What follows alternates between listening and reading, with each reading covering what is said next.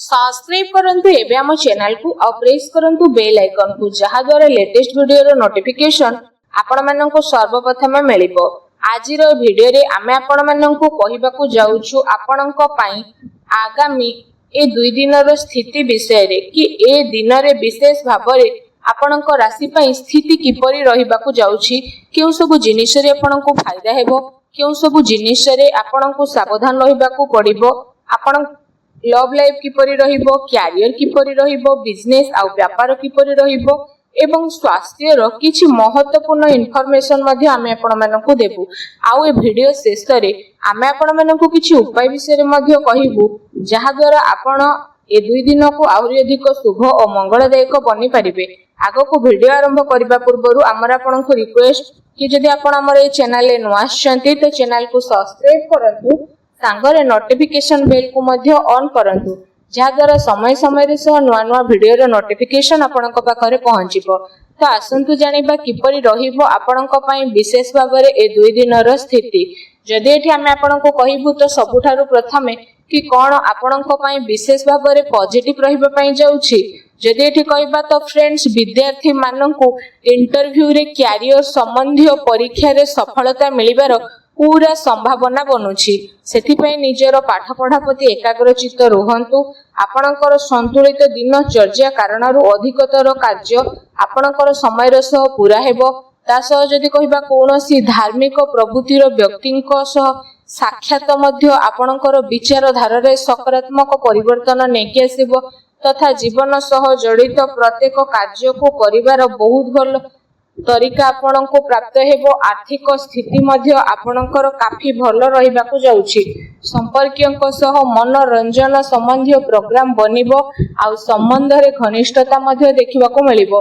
पूर्व समय जेउ सबु कार्य प्रति आपण परिश्रम करूथिले एबे से सबुर शुभ परिमाण आशा ठारू अधिक आपनको प्राप्त हेबो। धार्मिक कार्य प्रति विशेष भाबरे आपणकर रुचि बढ़िबो। पूर्व किछि समय जेउ कार्य रे रोकावट आसुथिला एबे से सबु बहुत ही सरल सहज उपाय रे सुधुरी जीवो। वस्त्र आभूषण भली जिनिस किना किनी रे समय व्यतीत हेबो। समय आपणक पक्षरे रखिबो, एहार सम्मान करंतु। कोनोसी शुभ समाचार मिलिबा कारणरू घर परिवार रे खुशीर माहौल देखिबाकू मिलिबो। आपणकर परिश्रम द्वारा कोनोसी महत्वपूर्ण कार्य संपन्न मध्य हेबो। आपणको योग्यता आ क्षमता उपरे परिवार सदस्य माने गर्व अनुभव करिवे। कोनोसी विशेषज्ञ व्यक्तिर परामर्श सहयोग आपणकर हजि जाइथिबा प्रतिष्ठा को पुणी थरे हासिल करिवो, जहा द्वारा आपणकर आत्मविश्वास रे वृद्धि हेबो।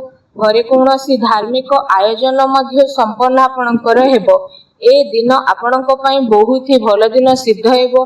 ए दिन रे आपणको नुआ नुआ सफलता मिलिबार अनेक ही जोग बनुछि। आसंतु जानिबा आपणक पई कोन ए दिन रे नेगेटिव रहिबो। फ्रेंड्स को सहित विशेष भाबरे अजथा बुला बुली रे निजर टाइम को वेस्ट करंतु नाही।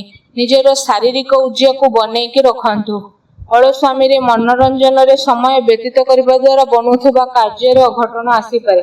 निजर महत्वपूर्ण दस्तावेज को संभाली के रखंतु। केही यार भूल व्यवहार मध्य करि पारंती। ए कारणरू विशेष भाबरे आपणकर स्वाभिमान को मध्य आघात लागि पारे।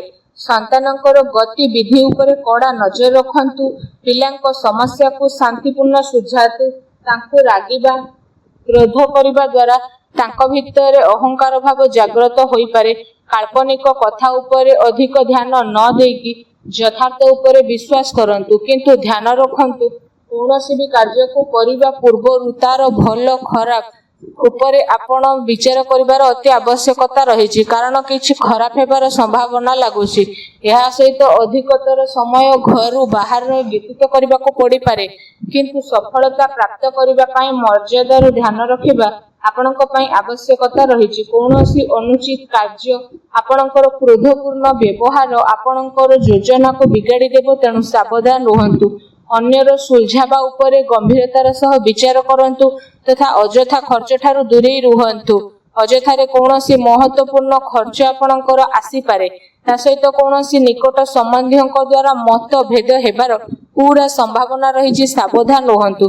आसंतु जानिबा ए दिन रे आपणकर लव लाइफ किपरि रहिबो। विवाहित जीवन आपणकर सुखमय रहिबो। ପ୍ରେମ ସମ୍ବନ୍ଧରେ କାଫି ମଜବୁତତା ଆସିବ। ପ୍ରେମ ସମ୍ବନ୍ଧ ପାଇଁ ଏ ଦିନ ବହୁତ ହି ଆପଣଙ୍କ ପାଇଁ ଅନୁକୂଳ ରହିବ। ପାରିବାରିକ ଗତିବିଧିରେ ଆପଣଙ୍କର ସହଯୋଗ ସମର୍ପଣ ବାତାବରଣକୁ ଆହୁରି ଅଧିକ ଖୁସିଭରା ମଧ୍ୟ କରିଦେବ ତଥା ଆପୋଷିକ ସମ୍ବନ୍ଧରେ ଆହୁରି ଅଧିକ ଘନିଷ୍ଠତା ଦେଖିବାକୁ ମିଳିବ। ପତି ପତ୍ନୀଙ୍କ ସମ୍ବନ୍ଧରେ ମଧୁରତା ଆସିବ। କୌଣସି ବି ମହତ୍ତ୍ୱପୂର୍ଣ୍ଣ କାର୍ଯ୍ୟରେ ନିଜ ଜୀବନସାଥୀଙ୍କର ପରାମର୍ଶ ଅବଶ୍ୟ ନିଅନ୍ତୁ। ଏ ଦିନ ପ୍ରେମ ସମ୍ବନ୍ଧକୁ ଆହୁରି ଅଧିକ ମଜବୁତ ବନେଇବା ପାଇଁ ଗୋଟେ ବହୁତ ହି ଭଲ ଦିନ ସାବ୍ୟସ୍ତ ହୋଇଯିବ। ଆସନ୍ତୁ ଜାଣିବା ଏ ଦିନରେ ଆପଣଙ୍କର ବ୍ୟବସାୟ ଆଉ କ୍ୟାରିୟର କିପରି ରହିବ। ବିଶେଷ ଭାବରେ ଗ୍ରହଙ୍କର ସ୍ଥିତି ଆପଣଙ୍କ ସପକ୍ଷରେ ଯିବ। କିଛି ଭଲ କାର୍ଯ୍ୟ ଆପଣଙ୍କୁ ସପୋର୍ଟ ଦେବ। ଆଉ କିଛି ଉଚିତ ନୂଆ ଅବସର ଆପଣଙ୍କୁ ମିଳିବ। ଚାକିରି ପେଶା ବ୍ୟକ୍ତି ନିଜର କାର୍ଯ୍ୟକୁ ବହୁତ ଅଧିକ ଧ୍ୟାନପୂର୍ବକ କରିବେ। କୌଣସି ଭୁଲ ହେବାର ସମ୍ଭାବନା ମଧ୍ୟ ରହିଛି। ଦୈନିକ ଆୟରେ ଯେହେତୁ ବୃଦ୍ଧି ହେବ ତ ଆପଣ ନୂଆ ନୂଆ କାର୍ଯ୍ୟକୁ ମଧ୍ୟ ଆପଣେଇବେ ଆଉ ଧ୍ୟାନ କେନ୍ଦ୍ରିତ ମଧ୍ୟ କରିବେ। କୌଣସି ନୂଆ ପ୍ରପର୍ଟି ମିଳିବାର ସମ୍ଭାବନା ରହିଛି। ଚାକିରି ପେଶା ବ୍ୟକ୍ତିଙ୍କୁ ନିଜର ଟାର୍ଗେଟ ପୂରା କରିବାରେ ବଡ଼ ଲାଭ ମଧ୍ୟ ପ୍ରାପ୍ତ ହେବ। କୌଣସି ନୂଆ ପଦପ୍ରାପ୍ତିର ଯୋଗ ମଧ୍ୟ ବନୁଛି। କୌଣସି ବି ଡିଲ୍ ଫାଇନାଲ କରିବା ସମୟରେ ଭାବି ଚିନ୍ତିକି କାମ କରନ୍ତୁ। ଲାଭର ମାର୍ଗ ପ୍ରସ୍ତୁତ ହେବାର ବିଶେଷ ଭାବରେ ଯୋଗ ବନୁଛି। ଅର୍ଥାତ୍ ସମୟର ଭରପୁର ସଦ୍ ଉପଯୋଗ ଆପଣ କରନ୍ତୁ। ସବୁ ପ୍ରକାରର ଗତିବିଧି ସୁଚାରୁ ରୂପେ ରହିବ ଏବଂ ଚାକିରି ପେଶା ବ୍ୟକ୍ତିମାନଙ୍କୁ ନିଜର କାର୍ଯ୍ୟ ଉପରେ ଟିକେ ସାବଧାନ ରହିବାର ଅତି ଆବଶ୍ୟକତା ରହିଛି। ଅନ୍ୟଥା ଅଧିକାରୀ ବର୍ଗଙ୍କର କ୍ରୋଧର ଶିକାର ହେବା ପାଇଁ ଆପଣଙ୍କୁ ପଡ଼ିପାରେ। ବ୍ୟବସାୟିକ ବିଚାର ସମ୍ବନ୍ଧୀୟ ବାତାବରଣ କୌଣସି ବି କାର୍ଯ୍ୟକୁ ଆପଣ ସ୍ଥଗିତ କରିକି ରଖନ୍ତୁ। ଆର୍ଥିକ ସାଧନରେ ଆପଣଙ୍କର ବୃଦ୍ଧି ହେବ ଏବଂ କୌଣସି ପ୍ରକାରର ଅନୁଚିତ କାର୍ଯ୍ୟକୁ କରିବାରୁ ଆପଣଙ୍କୁ ଦୂରେଇ ରହିବାକୁ ପଡ଼ିବ। ପ୍ରପର୍ଟି ସମ୍ବନ୍ଧିତ କାର୍ଯ୍ୟରେ ପେପର ୱାର୍କରେ ମଧ୍ୟ ଆପଣ ଅଧିକ ଧ୍ୟାନ ଦେବେ। ଟିକେ ଅସାବଧାନତା ଆପଣଙ୍କୁ କୌଣସି ବଡ଼ ମୁସ୍କିଲରେ ମଧ୍ୟ ପକାଇ ପାରିବ। ଚାକିରି ପେଶା ବ୍ୟକ୍ତିଙ୍କ ଉଚ୍ଚ ଅଧିକାରୀ ବର୍ଗ ମଧ୍ୟ ପ୍ରସନ୍ନ ରହିବେ। ପ୍ରମୋସନ ମିଳିବାର ମଧ୍ୟ ବିଶେଷ ରୂପରେ ଯୋଗ ବନୁଛି। ଆସନ୍ତୁ ଜାଣିବା ଆପଣଙ୍କର ସ୍ୱାସ୍ଥ୍ୟ କିପରି ରହିବ।